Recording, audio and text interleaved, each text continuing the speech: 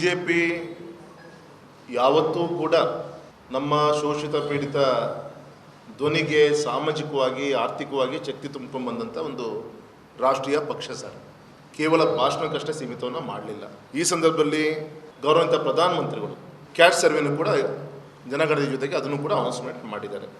ಈ ಸಂದರ್ಭ ಇಷ್ಟೇ ಹೇಳೋದು, ಜಾತಿಯನ್ನು ಎತ್ಕಟ್ಟಿ ರಾಜಕೀಯ ಲಾಭವನ್ನು ಮಾಡ್ಕೊಳ್ಳೋಂಥ ಉದ್ದೇಶ ಭಾರತೀಯ ಜನತಾ ಪಕ್ಷಕ್ಕಾಗಲಿ ಕೇಂದ್ರ ಸರ್ಕಾರಕ್ಕಾಗಲಿ ಯಾವುದೂ ಕೂಡ ಇಲ್ಲ.